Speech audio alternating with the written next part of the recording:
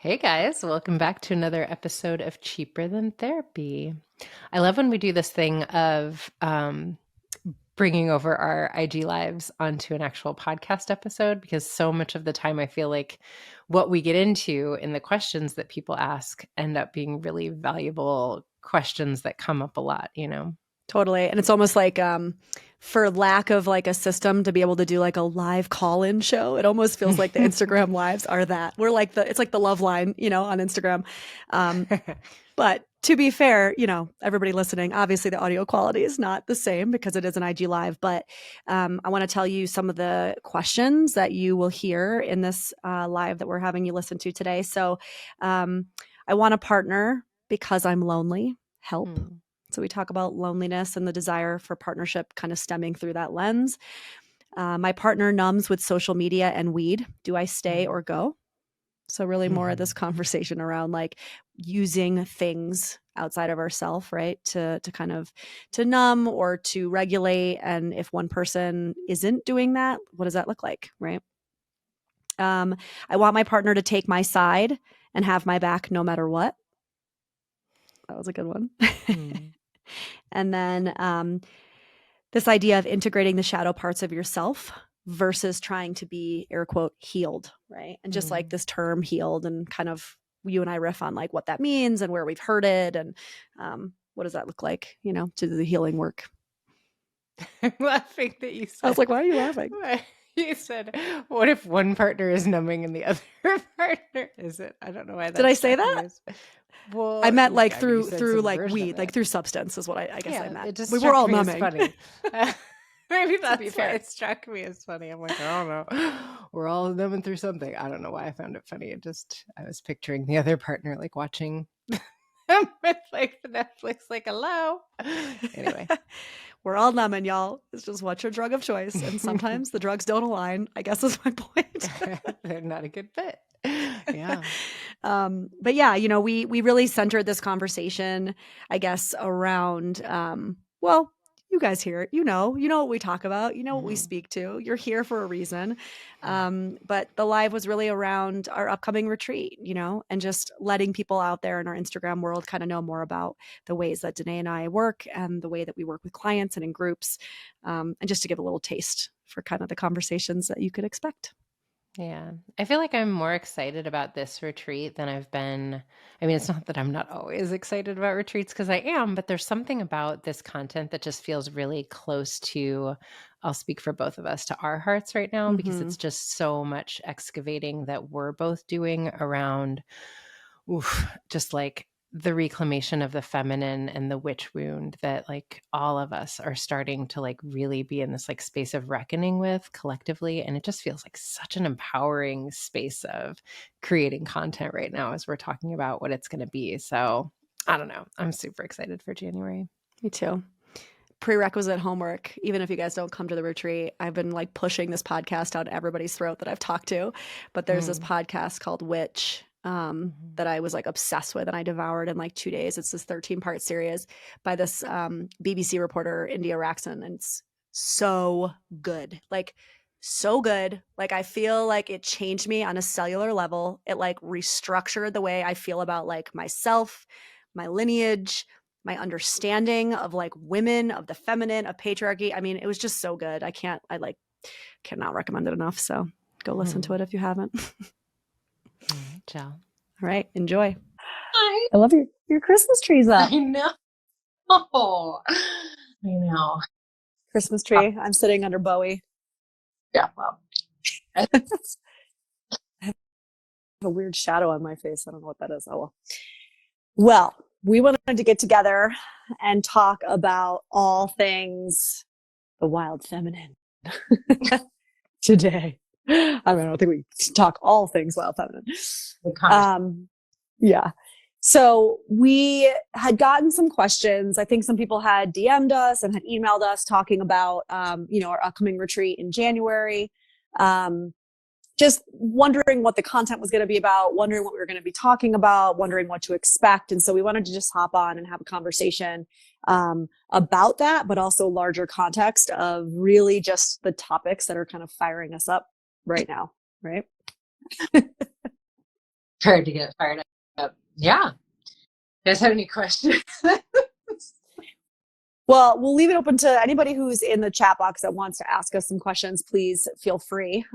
In the meantime, maybe we can just start with kind of like a little overview of what you could expect. So the retreat is at the end of January, 18th to 21st, right? 4 days, 3 nights. It's going to be in Malibu, California. So we have an amazing house that we rented in the hills of Malibu. People are going to be open to stay wherever they want. So some people are staying with friends that they know in LA. Some people are staying at hotels, Airbnbs, whatever. And it's going to be jam-packed 4 days. And so we're going to be going through a lot of I guess building on a lot of the base building blocks that Danae and I always talk about. So the tangible tools of how we are in relationship with each other, how to relationship better, if you will. We're going to break down codependency within relationships. We're going to talk about how to move more into an interdependent space. We're going to talk about tangible tools around things like boundaries, communication, all of these things that we want to make sure you go home with. But then we're also going to unpack some kind of bigger topics and conversations, right?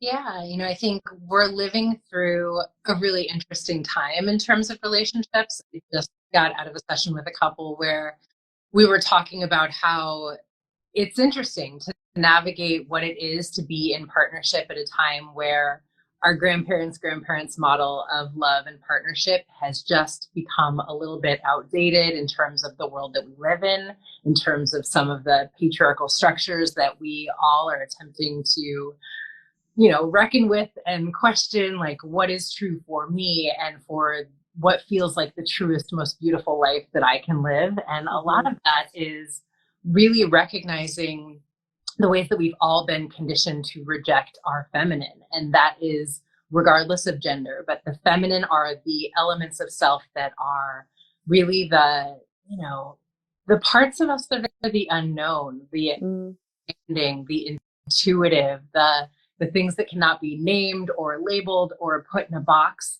The things that have been really threatening to a capitalist patriarchal society, right? And so as we're starting to move into a space where we are all attempting to define what is a good life for me, and I'm defining that for myself, a lot of that means reclaiming what we've been conditioned to disown within ourselves, right? I think a lot of people, we've been hearing a lot of these conversations around the feminine, right? And I think one of the ways that you and I think work really well together is we're really able to take both the kind of tangible, my very like Taurian way, right, of looking at things, and also the very like ethereal, kind of more spiritually grounded, components of this stuff too. And even components like creativity, for example, your creative force is actually, it comes from your feminine energy. It comes from your feminine force, right? So a lot of times I'll have clients that'll come in that'll talk about feeling flat, feeling stuck, feeling just a general sense of dissatisfaction, right, in their lives. And a lot of our work is actually centered around reclaiming the feminine aspects of self. And by the way, it doesn't matter if you're a man or a woman, because that is where those feelings of discontent are actually coming from. It's from a disconnection with that part of self. It's from not only a disconnection, but sometimes an outright assault on those parts of ourself, right? And to your point, that's kind of brought on by the society we live in. And then we perpetuate it in our own homes. We perpetuate that in the decisions that we make, in the relationships, the people that we surround ourselves with, how we show up in our relationships. And so there are ways that we can learn and understand this stuff, but also tangible ways in our relationships. And like when we go home again, where we can actually call in and invite in those aspects of self that we've kind of been, like co-conspirators in the like keeping down, Yeah. I love, as you were saying, we perpetuate it. I was just thinking about a conversation you and I were having, I guess Monday. Not conversation, but we were interviewing someone and talking about trauma and sort of like religious trauma and all of the ways that we've just been really conditioned to relegate aspects of ourselves, the shadow elements of ourselves, to the basement. And these parts of ourselves that we don't get to fully express or even be in relationship with or recognize, because whether it's been, we've gotten these messages that are sort of like implicit messages, which is like nobody actually said it, but I could feel in the energy around it that this was something I wasn't allowed to do or be, or explicitly someone said something that made it clear that aspect of who I am is not okay, right? And so what I think is so interesting is when she was describing some of the trauma responses that come up around like religious trauma, she was talking about like this idea of like getting it wrong and like being wrong. And I was like, God, that's such a like all of us grappling with this idea that there's some sort of a script that has been written for what constitutes a good life. And if I just follow that script, I will be safe and I will be lovable and I will be enough. And I don't think that's anyone's reality. I think that all of us are meant to be in the space of creating our lives, but that's not really a permission slip that we've been given in the society that we've been living in, you know? Right. I mean, the society that we've lived in thus far, and, you know, it is changing. I mean, it's shifting. I think there are people like you and I and many others that are really passionate about creating a new earth, right? Being part of the creation of a new earth. But, you know, it really has taught us that we cannot trust or rely on our internal sense of self, you know, that we have to place our trust in the external, right? In an authority figure that is outside of self. So whether that's, you know, a religious structure, whether that's a relationship, right? Like a traditional marriage, for example, whether that's in, you know, our politicians, it doesn't matter. We have been taught since day one that it's not about what we feel internally. Don't pay attention to it. Don't hone the skill of listening to it. Immediately turn it outward, right? We are a society of addicts, right? We love to shop to make ourselves feel better. We love to actually imbibe, you know, alcohol and drugs to make ourselves feel better. We love to get in relationships with people to make ourselves feel better. We love to scroll on social media to make ourselves feel better, right? And so much of those tendencies to have that addiction, that thing that we reach for to kind of numb and to soothe ourselves is because we are disconnected from that internal sense of who we are. And a lot of the work that you and I do really is grounded in reestablishing that relationship so that when I do feel the existential anxiety that, by the way, we all feel to a certain extent and at certain times in our lives, rather than go to reach outside of myself, which is what I've been conditioned to do my whole life, I can actually turn inward and sit with myself and be with my discomfort. And listen for the answers, listen for the truth that actually comes from in here versus out there. Yeah. It's just, we do all of these things to distract ourselves from the existential anxiety you just said, but really like from the uncertainty of like what we can't be certain of. And so this is something I can know how I'm going to feel. If I like get on social media and start scrolling, I know I'm going to get a little bit of a ha. If I like shop and buy that thing, I'm going to get that dopamine surge that gives me that temporary distraction from the things that I'm afraid to sit with inside of myself. But I think what we are learning to do is come back to that space of it is safe to be with me, really. The masculine energetic is like the doing and the execution and the movement, and really like the feminine is the space of coming back to the being enough, right? Like that just in the space I am, that is really all that I need to do, and what comes up when I'm there with myself, right? Yeah.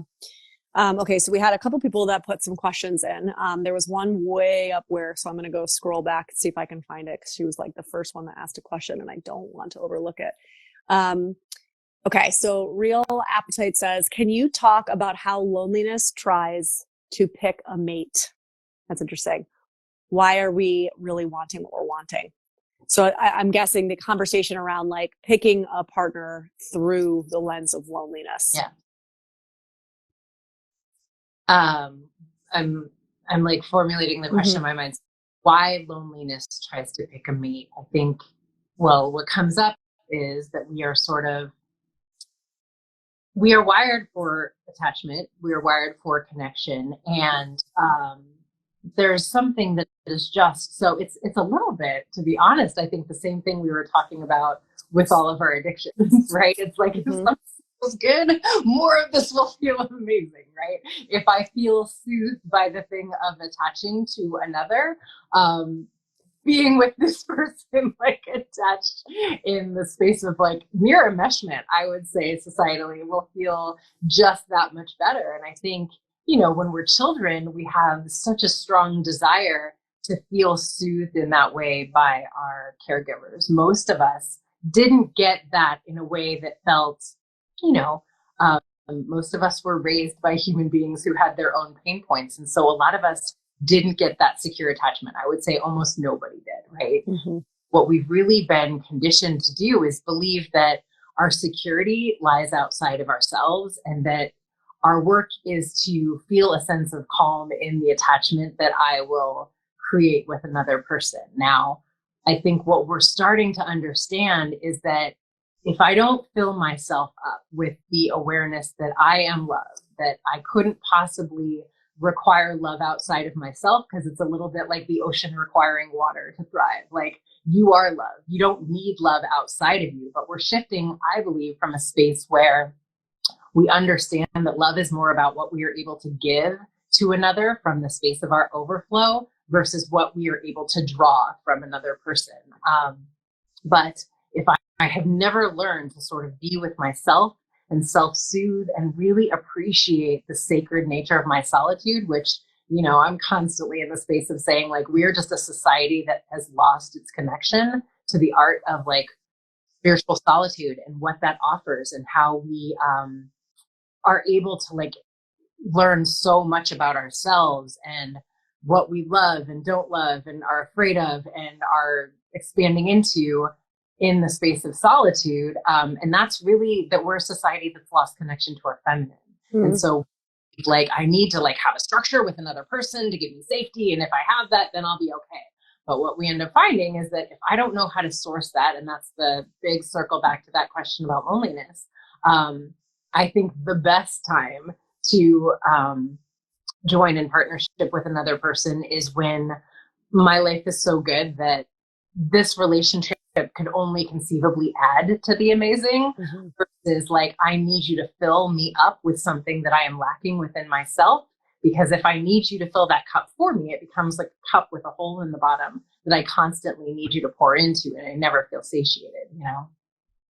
Yeah, I would say the only other thing I would add on top of that is just, you know, circling back like you did earlier to the conversation we said about addiction, is that loneliness is a feeling, right? Loneliness is a fleeting emotion, just like any other emotion. And to your point, we are communal. You know, we need attachment. We do need connection. We all know this, right? Nobody's saying that we're meant to be alone forever and ever. Amen. That's not what we're saying. But what happens so often is that feeling of being lonely, because we have not done the work that I was saying earlier about sitting with the existential anxieties that come up, right? So many of us from such a very young age, we're not taught how to actually ride the wave of discomfort, ride the wave of anxiety that naturally comes from being human. You know, even when you were little, we weren't given the space to build that muscle. Most of the time it was shut down, right? Or most of the time our parents just distracted us or, you know, talked us out of feeling what we were feeling because they didn't have the tools either, right? And so similarly, loneliness being an emotion, most of the work around that comes from, can I sit with the feeling of lonely, right? Rather than saying, I am lonely, can I sit with the feeling of lonely and be with it and meditate on it and feel the sensation? And then if I have a desire to connect to somebody, rather than try to date through the lens of loneliness, right? Can I pour that kind of energy and attention into the people that are in my life that I'm close with, you know, close friendships, family members, other relationships where, to your point, you're not going to end up in a relationship, an intimate relationship, a partnership where it actually ends up being, I need you to make me feel whole. I need you. Your job is to make sure that I don't feel lonely, right? Because then we get into these very off balanced relationships where the expectations of the other person are to fill those holes, to your point, and it's impossible. It's not sustainable. And inevitably the relationship will not be able to kind of hold itself up from that kind of pressure, you know?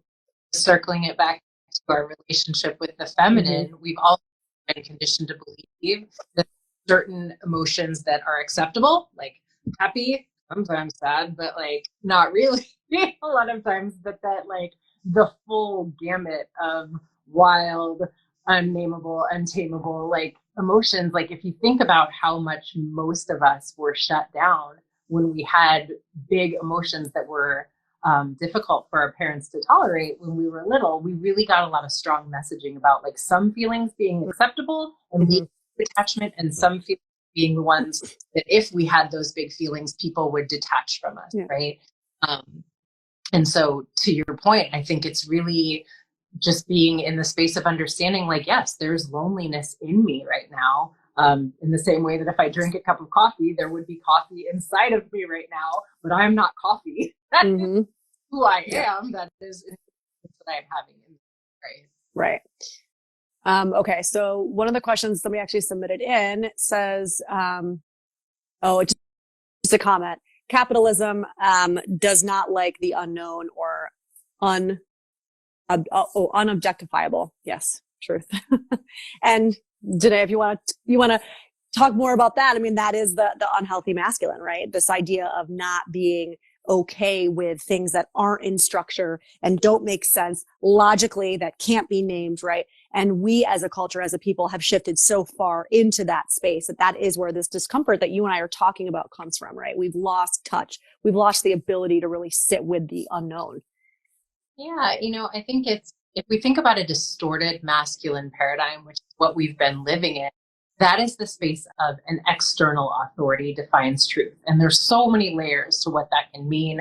The structures, the organization, the bureaucracies, the religions, like all of these externalized ways of defining truth, versus like the feminine, which is the internal, which is the space of returning to, but what feels true for me, right?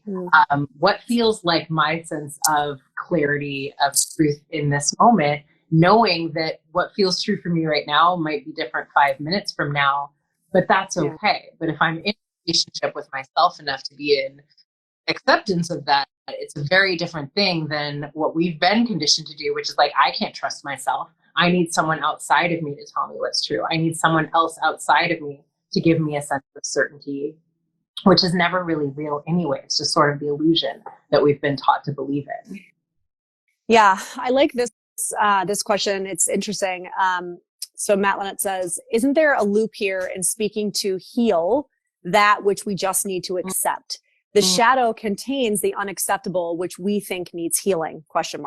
And I think what I love about what he's saying is, first of all, it's true, right? I think of this word heal and healing gets thrown around quite a lot. I think especially in this like social media landscape, pop psychology landscape.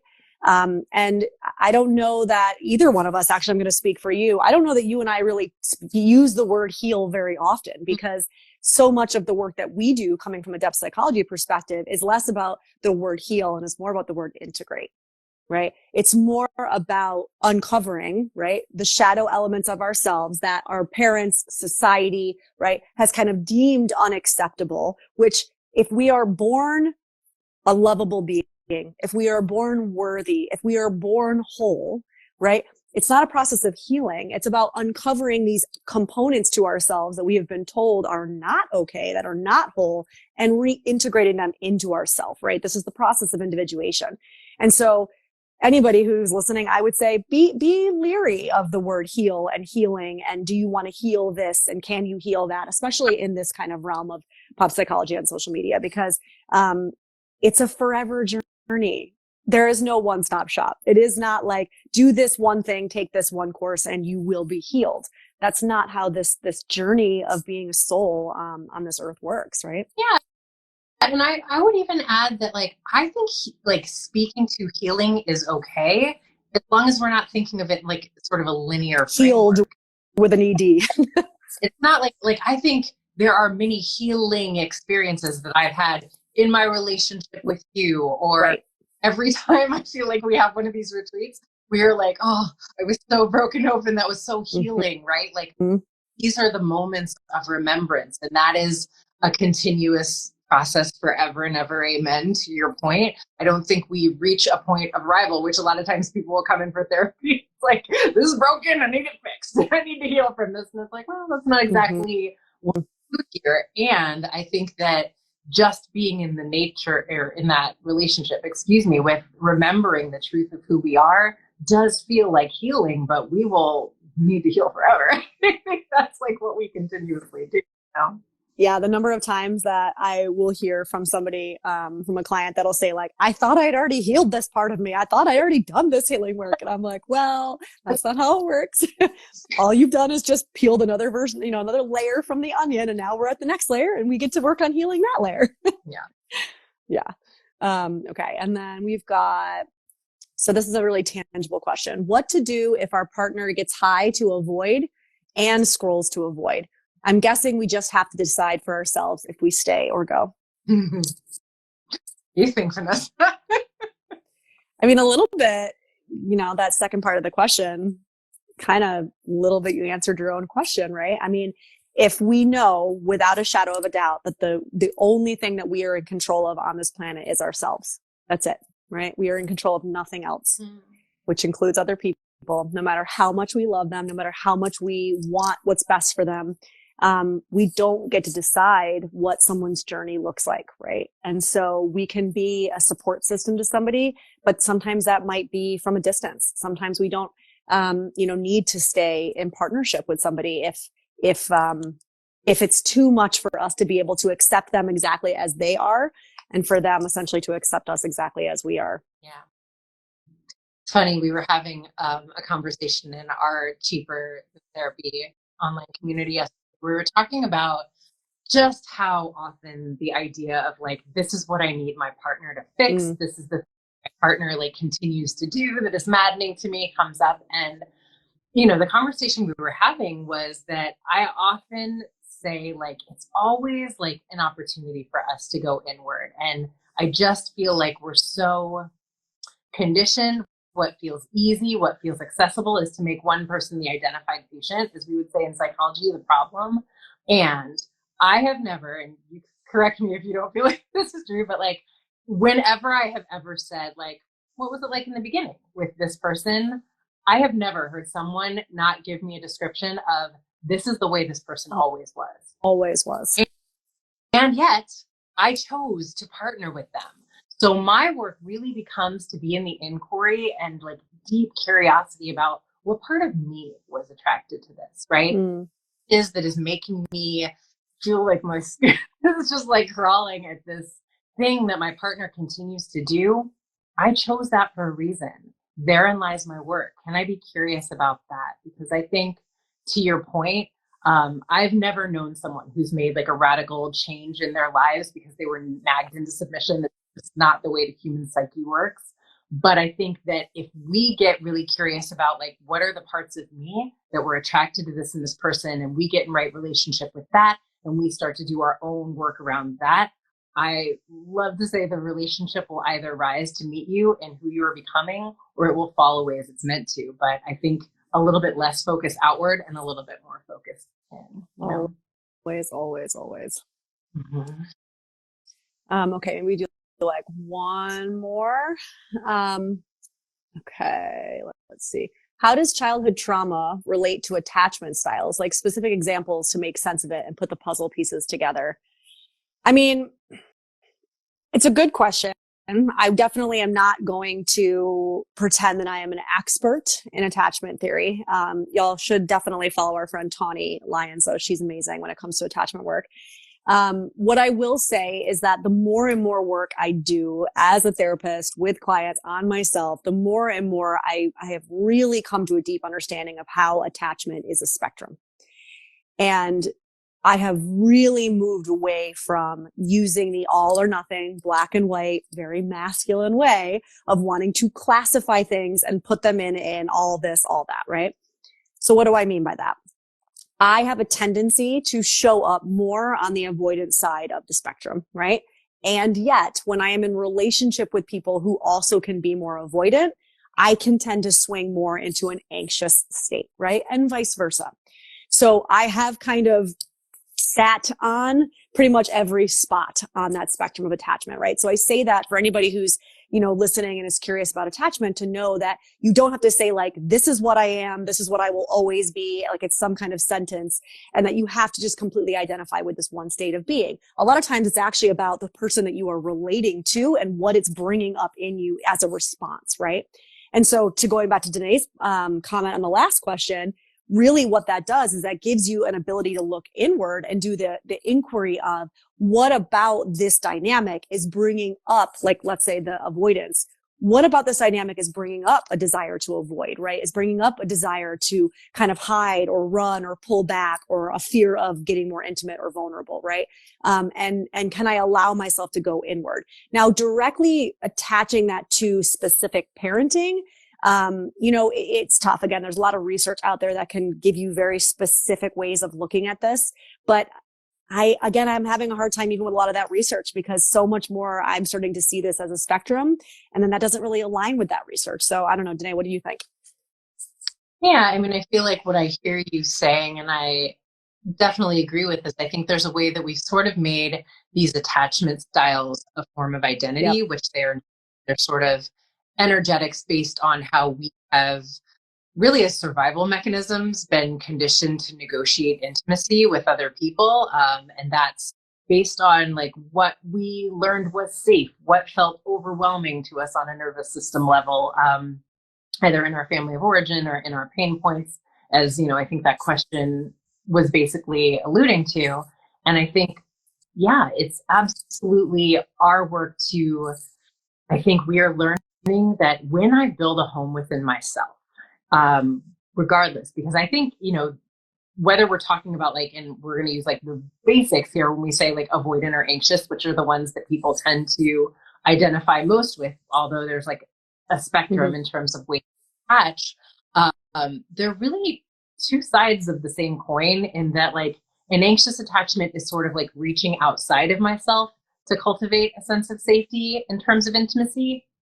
And that avoidant energy is really like creating distance, to create a little bit more like I can control. And that's how I create safety. But in a lot of ways, they're both based on like a little bit of a lack of safety, and a little bit of like, I don't feel that I can hold my center, right? Like, regardless, that I got me regardless. Because if I'm sort of like reacting to you and that I have to push you away, that's still me in the anxious space of like, I don't know that I can like stay with me being close to you, right? And that in terms of childhood can come from like feeling overwhelmed, from enmeshment, from people needing too much of us. The anxious side of the coin can be like, people really weren't present for me, or even I got a lot of messaging that the world wasn't safe unless you stayed close to people, right? So yes, I think that we are really learning to anchor our sense of safety in something bigger. And I think it's such a fascinating thing when we talk about reclaiming the feminine, because a lot of times people hear the conceptualization, especially, my God, with everything that's happening in the world, that going into the space of like going inward and being in relationship with yourself is just more of the like hyper individualism that we've been raised with. And I would argue so much of the hyper individualism that we've been raised with is sort of like, I use people and objectify people as a way to not feel discomfort, because I have to stay with myself. Now, when I'm actually able to stay in a relationship with myself in a conscious way, and like I can be with you and still stay with me, I'm actually able to show up in the world and have an impact and be the change I want to see, and all of the things we talk about, versus like the hyper individualism that we were raised with. I think was more like, I don't really care about how I'm making you feel. I'm going to get mine, and I'm going to take care of like, what this feels like for me. Yeah. Just sort of like grappling for a sense of safety wherever I can get it. You know what I mean? Well, yeah. And I mean, it's not even just in how we relate to each other. It's how we relate to our earth, right? It's how we relate to our souls, our spirituality, right? a lot of how we've been conditioned as beings has been all about, to your point, like to get mine. And I think that there is a lot of confusion out there, especially in the work that you and I do, that somehow you and I are talking about this like hyper individualism. And that's not what we're saying. What we're saying is we actually do need to go inward and find that sense of safety internally so that we can then show up in relationship to other people from a healthy interdependent place, right? Because without that, we just continue to perpetuate the same codependent nonsense we've been living in for generations, and is really why we've gotten to the place that we've gotten to, right? Globally, I would say, as a people. Okay, let's do one more just because this one's actually a really good question. Okay. So, so it's kind of a lot. So I don't trust my partner to have my back. He thinks taking sides is immature, even if it's someone who has really hurt me. I feel strongly attached to being loved. This is the same person, so I'm reading both. I feel strongly attached to being loved by someone who, although tells me they love me, the result is I feel disregarded by him. I know it's minimal, but do I leave? Why do I find it so hard to leave? Aw. Really, my heart. As you read that, I was a little like, oh, babe. Okay, so she wants her partner. She wants her partner to take her side, which I think number one, right? We would start to ask the question around how is it that you can work to take your own side? Like, I think going inward, right? And starting to do that work of like why my desire is to have this person outside of myself take my side and validate my experience, versus sitting with myself and doing the work around validating my own experience and being kind of my own fierce advocate and protector. Yeah. I mean, I want to, as I'm just adding to what you're saying, because I wholeheartedly said, and I think that there's something in what we're really asking of ourselves. And I talk a lot about taking radical personal responsibility, which is a lot of like, what is the new way of framing relationships and framing the way that we're showing up in the world in a more conscious way is like, instead of like saying like, I want you to have my back regardless of like, because sometimes we're going to be wrong, my love, like that's wrong, whatever, right? But like sometimes we're activated and it's like, I want my partner to blindly have my back? I mean, what that equates to is basically not have a backbone with me, right? Placating. Yeah. And I think that there's a way that I was just giving the example the other night, like where when we're activated, if instead of like digging our heels in with like, nope, this is how I feel, you need to like meet me here and whatever it is, if I can get still, take a moment to pause and get into the inquiries Vanessa's speaking to and say, what is the story I'm telling myself about what it means, right? Like, what feels historic about this? When did I not feel seen in the past? Because a lot of times, again, no shade, was there the other night just telling a story about it in group. It's our little girl that just wants someone to see me and adore me and validate me. And we're not wrong for that. Let me just like say adamantly, you are not wrong for that. And a lot of times the person we really need to see our little girl and validate her feelings is me. And that becomes that thing of like, I don't even see my partner when I just need them to blindly be who I need them to be in this moment for my little girl to feel okay. And sometimes maybe my partner feels a little bit uncomfortable in this situation. Maybe I'm saying something that like really reminds him of something or rubs him the wrong way in the way that I can't even see or be curious about if I just need you to tend to my little girl. And I think what Vanessa and I talk about so much is like, we're really getting into the space of putting down this idea that we're meant to be parenting one another in our romantic partnerships, right? Like, let's call a thing because it's actually not as sexy as it would be suggested by some of the couples therapy modalities for us to be parenting our partner into, forever. I think it would feel maybe really good in the moment if your partner blindly stepped in and took your side and validated you. And then I think there goes back to that image again of the bucket with the hole in it. I think the more we expect the person outside of ourselves to soothe that anxiety in us, which was really a job that our parents would have done, the more we're going to continue to need that person outside of ourselves to do that. Right. And so, that's sort of it's tough because this is, the validation piece is a big one. I mean, I think I hear the validation piece probably, I would say almost more than anything else within couples work, right? Is like this desire for the other person to see me and validate my experience. And, It's tough. But here's It's tricky. the trick that like we don't want to hear like in the moment, but if we can just like really understand this, when we get into the space of like, I'm not going to demand that validation from that person and I'm going to work to attempt to validate them first, the energy shifts and they're just willing to validate us. It's just how we like are wired. Like if we attempt to see them first and not demand something from it, and it's that thing, like all of us have that inner rebellious teenager that doesn't want to do something when it's demanded of us, right? But once it's like, I appreciate your perspective and I'm sorry that I was demanding this from you, that person's like, oh, well, yes, you did have a point in that argument, or whatever the thing was, right? But it's just, nobody wants to be told what to do. And that's the really difficult truth about relationships that I feel like we always have to come back to, you know? Yeah. All right, y'all. Well, if you are so inclined, you should definitely try to join us in January 18th through 21st in Malibu. We're going to be diving really deep into some of these conversations, into these areas. Like I said, we're going to talk tangible tools. It's going to be, a small group of women, just really there to go deep, right? And really excavate some of the just really common beliefs that we have that are not our beliefs, right? That are those that have been given to us by society and by living in a patriarchal structure. And we want to hold space for that. And we want to really just help guide us towards continuing to show up for each other in these ways, right? What's really great about this one is it's a little bit shorter. So it's not like a full week and you can stay wherever feels feasible for you to stay, bunk up with a buddy and come on in for the days. But yes, I think it's going to be just such an enlivening, like it always is. Like we love to do these retreats in January because it just feels like such an empowering way to start off the year. And we would love for you guys to join us if you're able in Malibu. Yeah. And also this is our third January retreat and the first two that we did sold out. So, right around the holidays, we're expecting a little bit of a bump for those last few spots. So if y'all are interested, please make sure you DM me or Danae for any questions you have. We have payment plans available.